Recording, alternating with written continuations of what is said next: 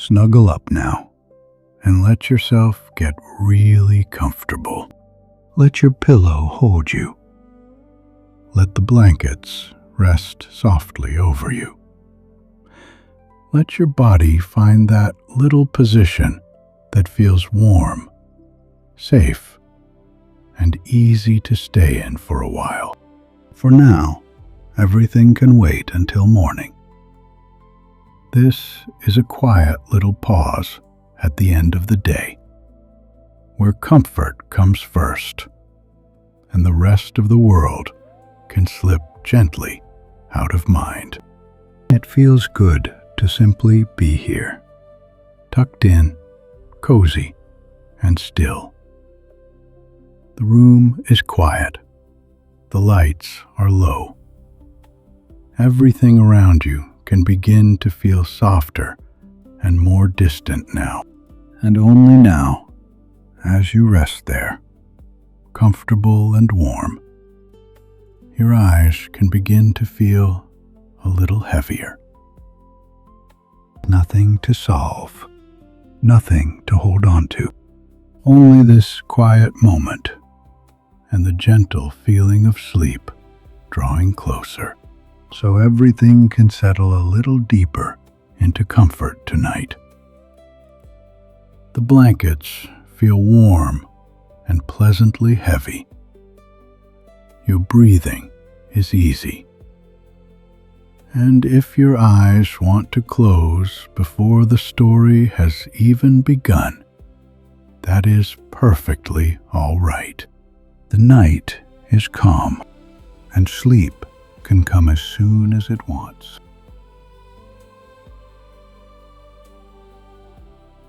Rain had been resting over the forest since early evening, steady and unhurried, laying a soft hush across the leaves above and sending a quiet, silvery music down through bark, root, and stone. Deep beneath the trees, in the hidden world of lantern-lit paths and underground gardens, the rain arrived in gentler forms. It moved through the earth as a distant patter. It slipped along old channels and gathered in smooth drops on mossy ledges.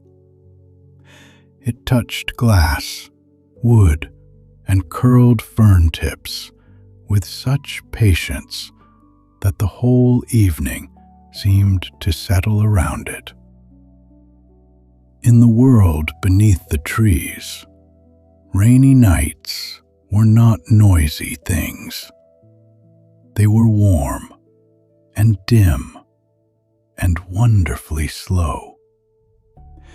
The sort of nights when doors were closed softly, cups were set out on tables, and lanterns shone with an amber stillness that made every room feel a little more sheltered.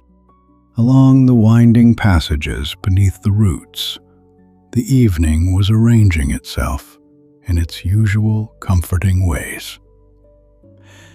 In one burrow, soup simmered with thyme and onion. In another, someone folded dry blankets near the stove.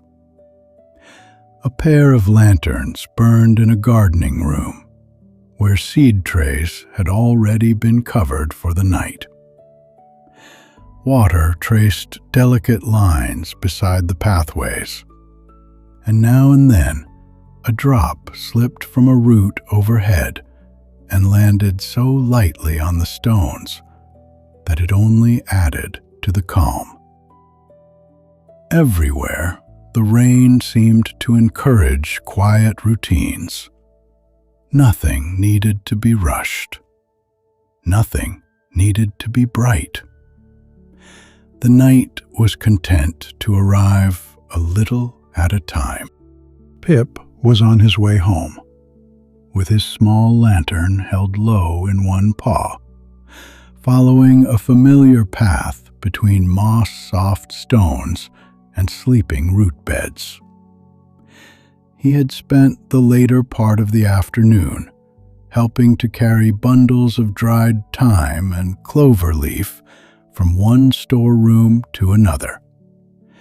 And now that the work was done, there remained only that pleasant, comfortable tiredness that belongs to a rainy evening. His lantern made a warm pool of light around his feet, catching the pale curve of pebbles, the rounded caps of tiny mushrooms, and the silver glimmer of water resting in shallow grooves along the path. Pip liked these nights especially. The underground gardens smelled greener when it rained. The lanterns seemed warmer.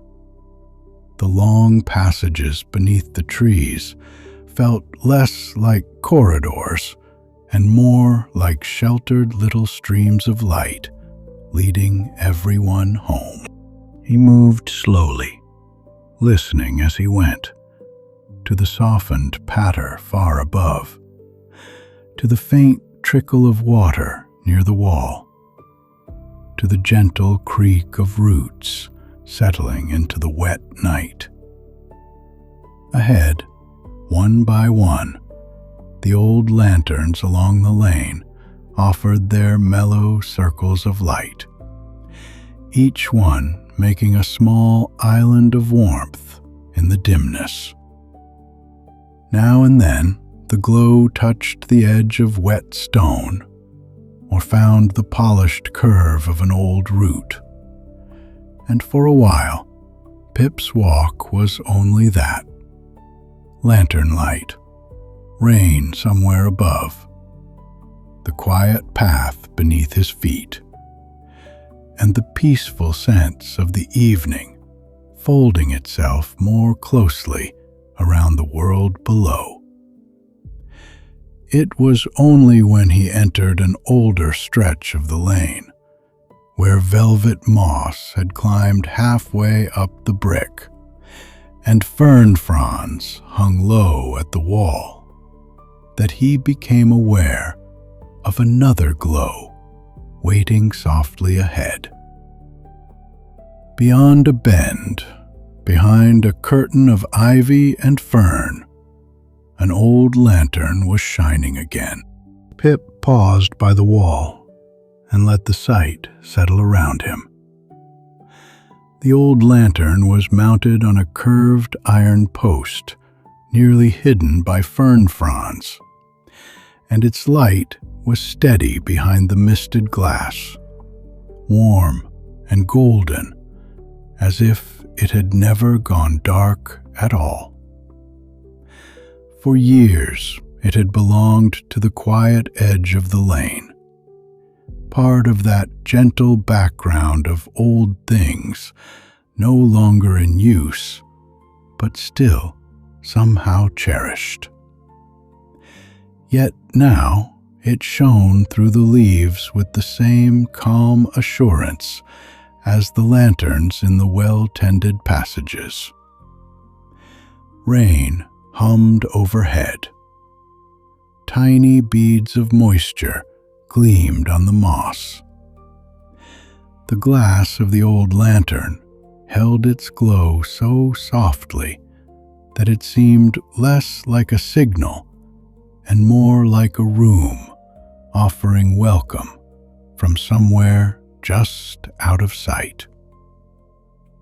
Pip remained there for a little while, with his own lantern light resting over the stones and the rain continuing above, before turning at last toward Barney's burrow. After a little while, he turned toward Barney's burrow, thinking that a lantern like this was the sort of thing best noticed together. The lane curved gently toward the warmer, more familiar passages, where pools of amber light rested beneath each lantern, and the scent of supper still lingered in the air. Water traced quiet lines along the edge of the stones. Somewhere nearby, a door closed softly.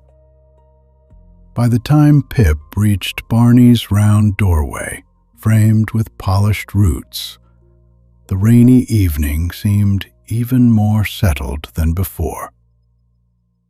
Barney answered wrapped in his thick rain evening waistcoat, with a book tucked under one arm, and the look of someone who had already been preparing for a very peaceful night indoors. Warm light spilled around him, carrying the mild scent of acorn tea and toasted oat bread. Pip explained in a low voice what he had seen, and Barney listened in his usual dependable way, saying nothing until Pip had finished. Then he glanced down the lane, reached for a sturdier lantern from a peg near the door, and gave a small nod. "I think," Barney said gently, "that this rainy evening may be inviting us for a quiet walk." "Ah," Old Bramble said, and his voice seemed to move as slowly and comfortably as the rain itself. "Then perhaps the conservatory of whispering ferns has grown tired of being forgotten." He set down his cup and looked toward the dim corridor beyond his doorway, as though he could see through years as easily as through evening mist. "When I was young, I heard stories of a great glass-roofed garden hidden beyond the old eastern paths, a place built by the first caretakers of our world. They say the ferns there listened to rain and answered in whispers. They say there were warm halls full of green light, little streams that crossed tiled floors, and nooks where one might sit all afternoon with a blanket and a book. But pathways change, doors go still, and in time, many believed it had slipped fully into legend." At that moment, as quietly as lantern light settling over a room, a soft golden glow drifted across the doorway. A moth, luminous as a fleck of living amber, circled once above Old Bramble's cup, and then floated toward Pip. Its wings moved slowly, less like a hurried flight than a small, steady drifting through warm air. Pip and Barney both smiled. The golden moth had appeared before on evenings touched by quiet wonder, and it hovered now between them with the same calm presence, before turning gently toward the corridor. "You should take Fern with you," Old Bramble added. "If the conservatory truly waits beyond that lantern, it will be glad of someone who knows how to greet old plants kindly." Fern was still awake in her garden rooms, where trays of seedlings lined the shelves, and the air held the green scent of fresh stems, damp soil, and rain-cooled stone. A kettle rested near her stove, and several small pots stood drying on folded cloths by the door. She opened at once, with a little dusting of soil still on her paws, and listened with bright but quiet interest as Pip described the shining lantern and old brambles remembered stories. Of everyone beneath the trees, Fern understood plants with the greatest patience.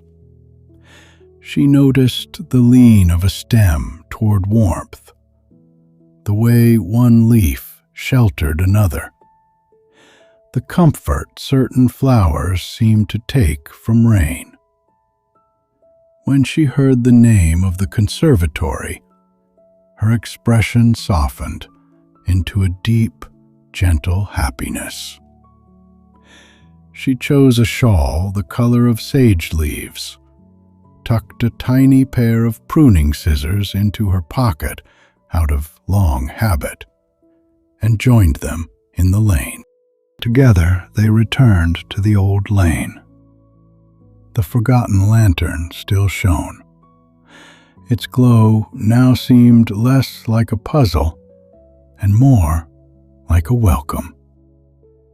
Rain hummed faintly far above, and fine beads of moisture gleamed along the mossy wall. The golden moth floated ahead in its unhurried way.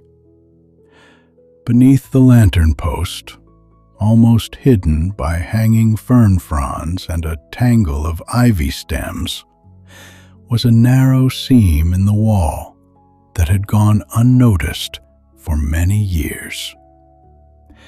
It was not quite a door, and not quite a gate.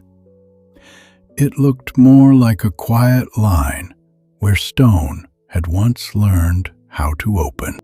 Fern stepped closer first. "Look," she whispered, brushing aside the oldest leaves with extraordinary gentleness. Tiny brass hinges, greened with age, caught the lantern light.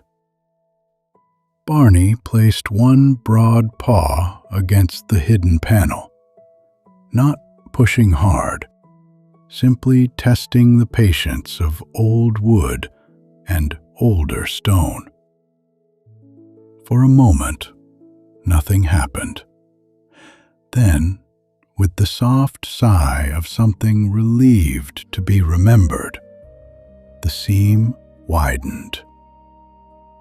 Cool air drifted out, touched with mineral damp, leaf scent, and the faint sweetness of growing things kept warm for a very long time. Beyond was a passageway, overgrown in the most peaceful way. Ferns had draped themselves over the edges of old stone benches. Moss had softened the corners of the floor. Small white flowers, no one could immediately name, grew from cracks in the wall and inclined their faces toward the lanterns as the friends passed. The corridor curved gradually downward, and with each step, the sound of rain became clearer. Not louder exactly, but more present, as if a broad roof ahead were gathering every drop and laying it gently over glass. Lantern light moved over tiled fragments and carved archways, while the golden moth drifted in slow circles before them. The air held that same mingling of damp stone, warm glass, and fern scent that seemed already to belong to the conservatory. And the whole passage felt less like a route to somewhere else, and more like a quiet preparation for arrival. At last, they reached a pair of tall doors made of ironwork and clouded glass. Vines traced the metal in looping patterns. So graceful, they seemed almost part of the original design. And above the doors, water moved in fine lines down the glass roof beyond. When Barney eased one door inward, warm air drifted around them, carrying the scent of fern, wet stone, flowering moss, and earth made sweet by rain. Pip stood quietly in that first moment, letting the warmth, the fragrance, and the rain-muted hush of the place settle over him. Before them, hidden all these years beneath ancient roots, lay the conservatory of whispering ferns. The conservatory was vast, though not in a grand or echoing way. Its size felt sheltered, like a garden imagined inside a lantern and then made real. Above them arched a broad roof of warm glass, ribbed with dark metal and crossed by old root shadows. And over that glass, the rain moved in patient silver threads, gathering, gliding, tapping lightly, and wandering onward. Lanterns hung at intervals from curved beams, their glow softened by leaves, so that every corner shone in shades of amber and green. The floor beneath their feet was tiled in worn patterns of moss, bronze, and cream. Between the paths ran narrow channels of water. Little streams guided through the rooms with such care that they sounded less like running water and more like low conversation heard from the next room while rain continues steadily on the roof and lantern light holds the evening in place. All around them rose ferns of every imaginable shape. Some unfurled in great feathered arches, taller than Barney. Some gathered in low cushions of delicate green lace. Some carried a silver tint on the underside of their fronds, so that when they moved, the air around them seemed to shimmer in the lantern glow. And when raindrops touched the warm glass roof above, and the water traced its careful paths into hidden basins and along leaf-tipped runnels, the ferns made their whispers. It was a real sound, though almost too soft to name. Not words exactly, not music exactly, but a leafy rustle full of variations. One frond answering another, one chamber answering the next. The whole conservatory softly replying to the rain on the roof in a language of green stillness. They began in the Hall of Glass Ferns, though no sign named it, and the title came to Pip simply because there was no better one. Great planting beds curved around the room like green shorelines, filled with ferns so translucent at the edges that the lantern light seemed to rest inside them. Between the beds stood long benches of polished chestnut wood, still smooth despite the years. Overhead, the rain patterned the roof in changing rhythms that never disturbed the calm. Here, a soft silver tapping. There, a longer hush as water gathered and drifted across a pane. Occasionally, a drop slipped from one hidden channel to another with the faintest note and the ferns answered with their whispering, leafy and low.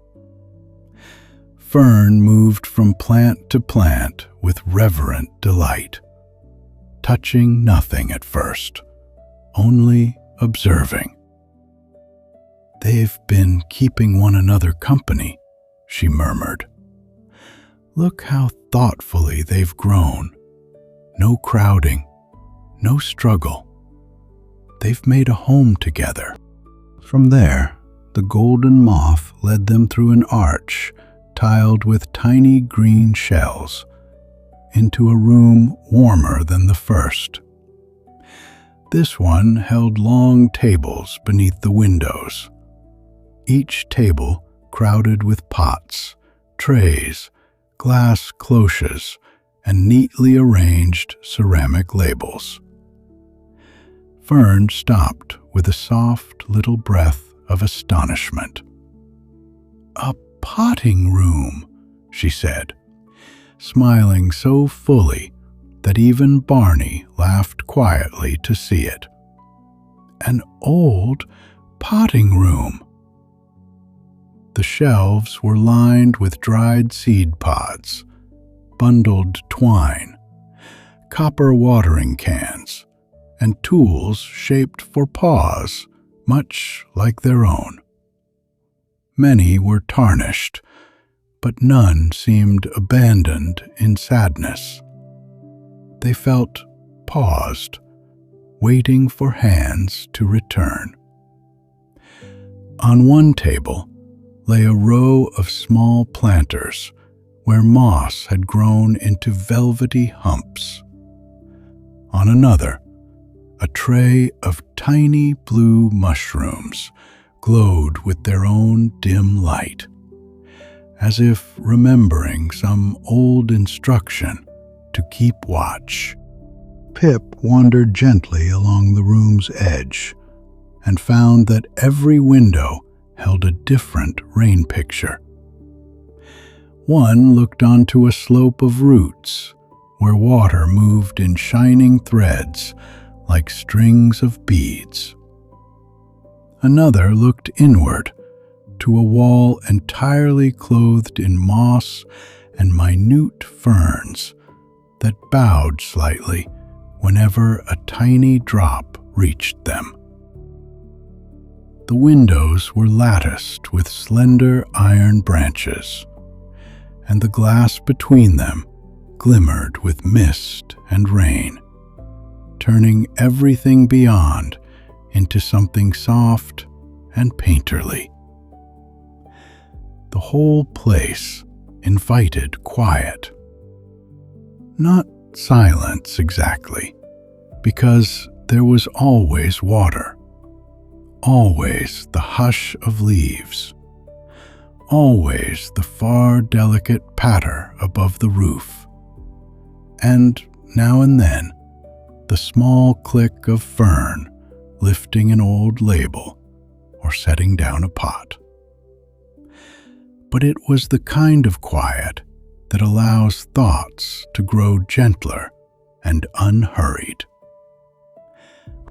A curved corridor opened from the potting room into a long gallery lined with bookshelves built directly into the brick.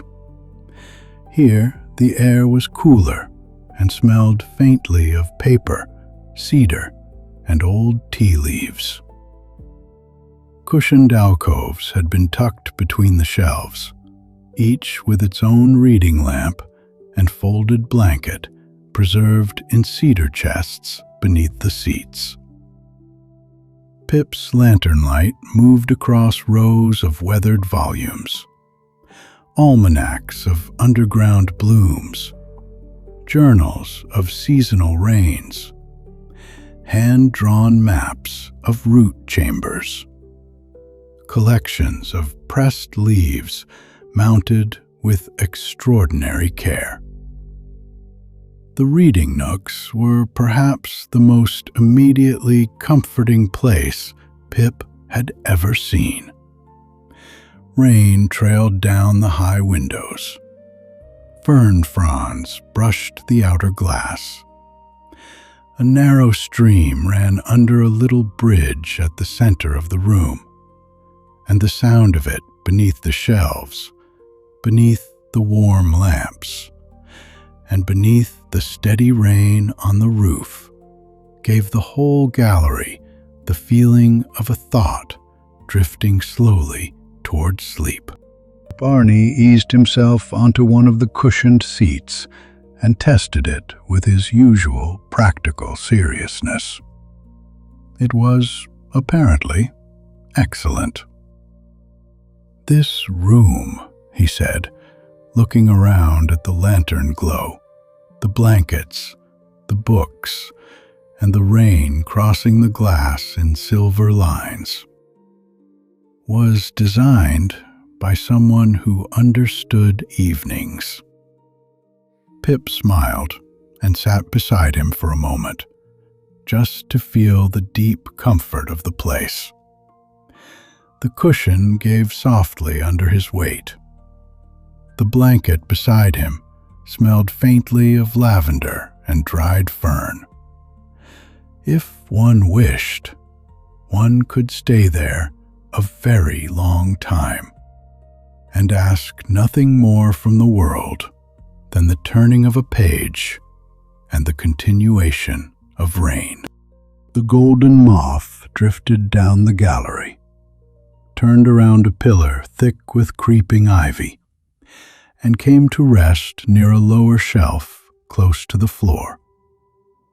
There, half hidden behind a basket of dried reed markers and a stack of folded garden diagrams, was a small journal bound in green cloth. Its corners had softened with age, and a pressed fern had been tucked long ago between the cover and the first page. Pip lifted it as carefully as one picks up a sleeping thing. The pages smelled dry and faintly sweet. Inside, written in neat brown ink, were notes from one of the conservatory's original gardeners. The entries were calm and practical, and full of affection for the place. There were lists of which ferns preferred the eastern glass after rain, notes on the warming pipes beneath the stone, reminders to leave lanterns low in the orchid room so that the moths might not lose their way. There were sketches of new plant beds and recipes for soil mixtures made with crushed shell and old leaf mold. But between these useful observations were smaller thoughts, written as though the gardener had known that one day someone might read them, not for information alone, but for companionship. "The rain is gentlest in the roof's middle arches tonight," one note said. "The whispering is stronger there." Another read, "When the glass fogs and the lamps are lit, the conservatory feels like being inside a warm thought." Pip read that line twice, then held the journal for a moment in the soft lantern light, while rain continued its patient sound overhead. Fern leaned close, her eyes bright and gentle. "They loved it," she said softly. "Not just the work, the place itself." She turned a few more pages and found sketches of rooms still waiting in the journal. A moon pool court, an orchid lantern hall, a spiral seed room, a tea alcove beside the warm south glass. The journal felt less like a keepsake and more like a quiet companion in the room. Barney rose from the reading nook and nodded toward the doorway with calm satisfaction. So with journal in paw, lanterns in hand, and the golden moth drifting on ahead, they made their way further through the conservatory. The moon pool court lay beneath the highest part of the glass roof. Here the rain collected in gentle runnels that slipped along channels carved into the metal supports, and fell at last into a broad circular pool lined with pale stone. Water lilies floated there, their leaves dark and glossy, while narrow lanterns placed around the edge cast long reflections that folded and drifted in the water. Above, the roof was blurred with rain and the dim silver of the night sky beyond it. The sound in this room was especially soothing. The soft patter above, the occasional clear note of a droplet reaching the pool, the hush of overflow streams moving away beneath the floor. Barney stood very still here, his broad shoulders loosening a little more, as though the room had quietly welcomed him into its calm. Off the court, through a screen of hanging ferns, they found the Orchid Lantern Hall. This chamber was warm and misted, and every surface seemed to glow. Orchids climbed the walls in pale clusters of cream, apricot, blush, and deep plum. Some trailed from baskets suspended under the beams, their petals shining with tiny beads of moisture. Others grew from pieces of bark mounted along the brick, sending roots through the air in graceful silver threads. Small lanterns of tinted glass hung among them, and their colored light turned the mist into drifting ribbons of rose, amber, and green. Overhead, rain traveled softly across the warm glass roof, and beneath it, the ferns at the chamber's edges kept up their low whispering, while Fern moved slowly through the room, pausing now and then to admire an unusual bloom, or the remarkable health of a leaf that had evidently gone untended by any hand, but still flourished under the old systems of light and water. "There is kindness built into this place," Fern said, her voice no louder than the mist itself. "Whoever made it knew that gardens should not depend only on constant work. They should also know how to keep comforting themselves." She adjusted a wandering vine back onto its support, not because it was wrong where it had fallen, but because the simple act of caring for something lovely gave her pleasure. Pip watched her then, and felt how naturally Fern belonged among these rooms of warm glass, lantern light, and rain-soft leaves. Plants that had seemed merely beautiful now seemed also companionable. Rooms that felt peaceful now felt quietly understood. The spiral seed room was smaller and tucked partly within the curve of an enormous root. Here, drawers lined the walls from floor to ceiling, each one labeled in careful script. At the center stood a round table with a mosaic top depicting circles widening outward like ripples in a pond. Glass jars of seeds sat in tidy rings across it. Winged seeds, pepper seed, silver dust seed, moonbean, root fennel, night clover, glass moss spores. Pip opened one drawer and found packets wrapped in soft paper, each still neatly tied. Another held tiny sketches of seedlings at different stages. The room held a deep stillness, the kind that belongs to future things, quietly waiting. Even Barney, who usually admired places for their sturdiness rather than their symbolism, remarked that it felt restful to be surrounded by so many beginnings, stored so patiently. In the journal, Pip found a note tucked beside a page about the seed room.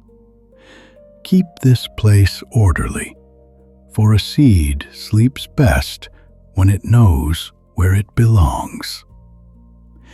That made Fern laugh quietly, and the laugh itself sounded at home in the circular chamber. She selected a small packet of old fern markers from a drawer and traced the label with one finger, as though greeting a predecessor she had not known but somehow understood. The golden moth had settled by then on the rim of an empty jar, its glow turning the glass to warm topaz. It looked less like a guide now, and more like a contented witness.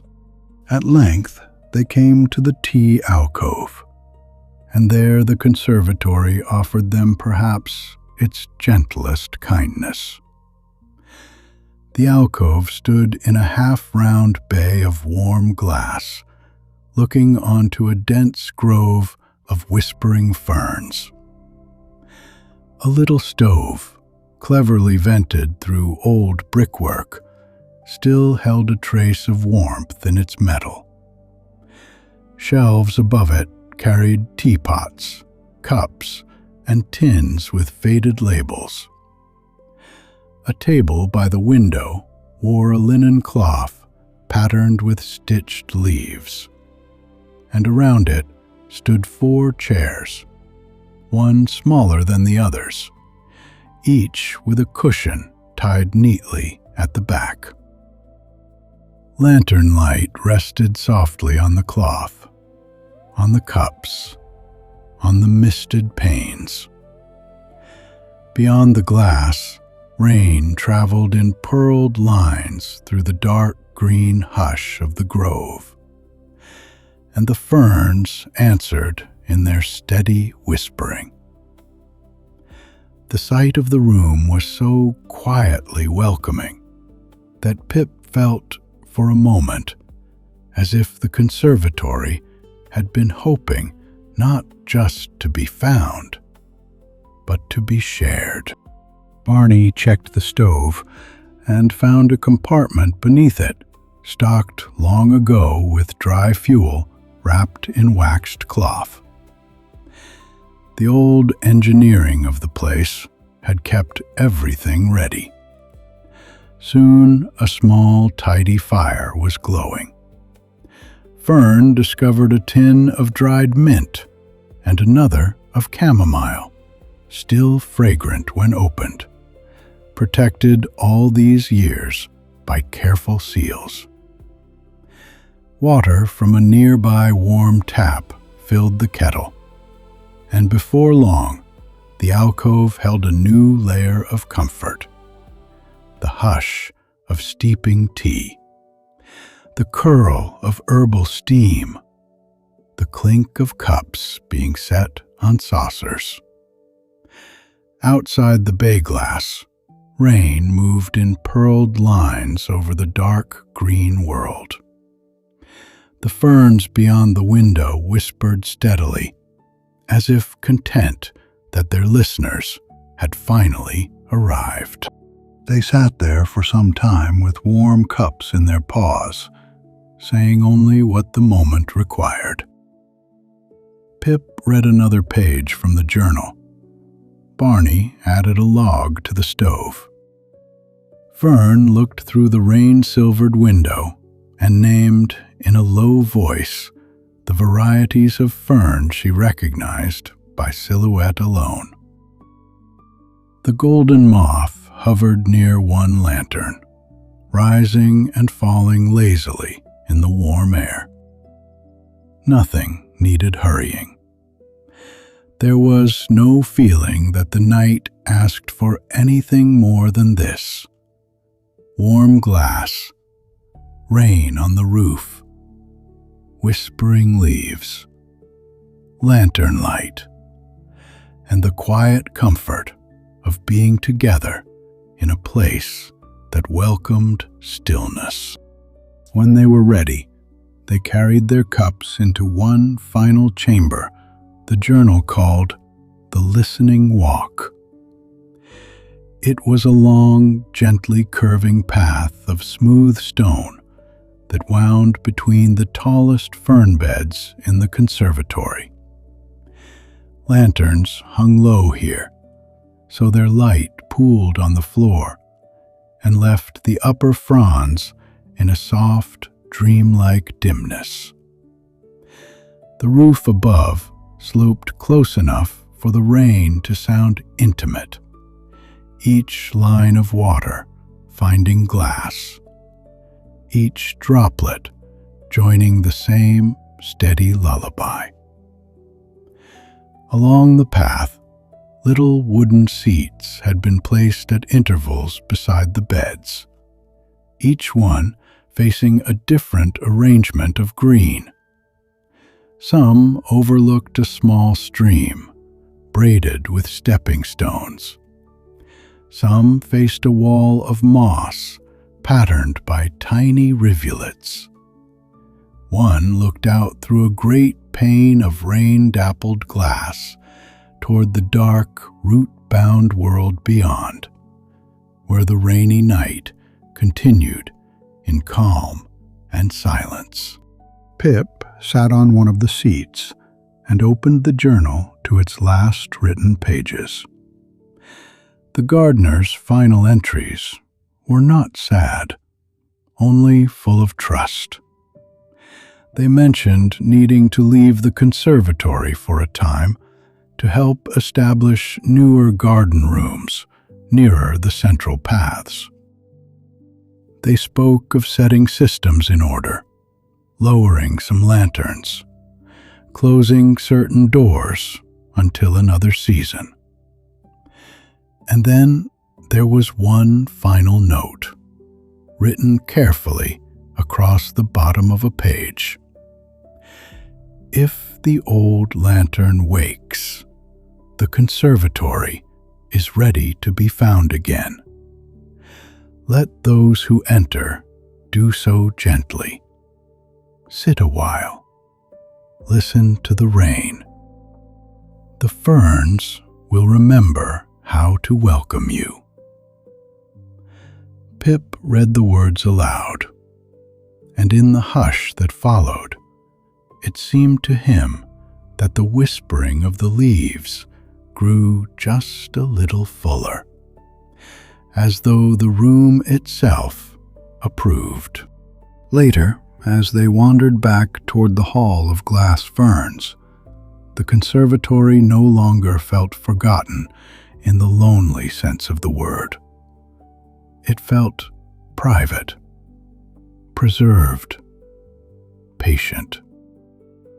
Its rooms had not been waiting in emptiness, but in quiet continuity, tended by rain, by old pipes and channels, by seeds and roots, and the gentle intelligence of plants given the conditions to thrive.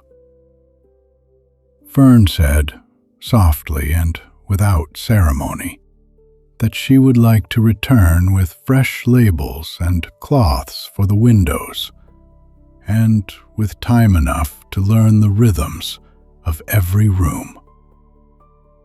Barney said he would mend any hinges that wished to be mended, and make sure the old path remained comfortable to walk, even on wet evenings.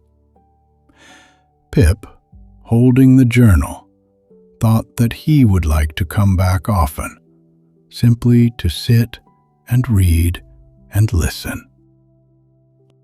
Before they left the listening walk, the golden moth drifted upward toward one of the highest beams and settled there, its light joining the lantern glow so naturally that for a while it seemed part of the room's old evening brightness.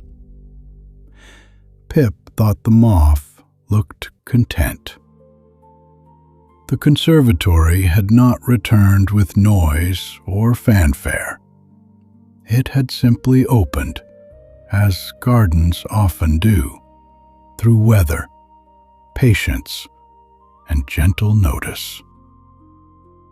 Somewhere beyond the glass, the rain continued its quiet work above the roots. And so they did not hurry home. Instead, they returned once more to the tea alcove, now carrying an extra lantern they had found polished and waiting on a side shelf.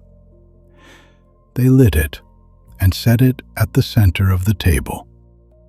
Rain continued softly overhead, tracing patient paths across the curved glass roof and running in silver threads down the panes beyond the ferns. The stove gave off a mild, steady warmth. Their cups were refilled. The journal lay open beside Pip's paw. Fern sat nearest the window, content simply to watch the leaves answer the rain. Barney leaned back in his chair, with the ease of someone who had found a place solid enough to trust immediately. The golden moth made a small circle above them, and then rested again near the lantern light. They spoke in low voices now and then, but more often they simply listened. To the rain on the warm glass, to the faint clink of cooling teacups, to the small stream passing under the tiled floor, to the breathing hush of warm leaves in the rooms beyond, and most of all, to the ferns, whose whispering rose and fell in calm, leafy waves whenever the rain touched the roof above them. Lantern light rested softly over the table and the open journal, and the whole alcove seemed held together by those same few comforting things: rain on the roof, warm glass, amber light, and the whispering of leaves. It was the kind of sound and stillness that asked nothing at all from those who heard it. One could follow it or not. One could let it become part of the evening, part of the room, part of the slow drifting thoughts that come when one is warm, safe, and pleasantly tired. Beyond the conservatory, the world beneath the trees rested under its rainy night. Lanterns glowed along old pathways. Root halls lay quiet. Gardens drank what the weather offered. And hidden once more, though not lost, the conservatory of whispering ferns kept its warm glass rooms lit for those who now knew the way. Pip sat with his friends beneath the gentle lantern light, the journal near at hand, the scent of mint and fern in the air, and felt the deep comfort of a place rediscovered, not with noise or triumph, but with care. Outside and above, rain continued its soft and endless music. Around them, the ferns whispered on.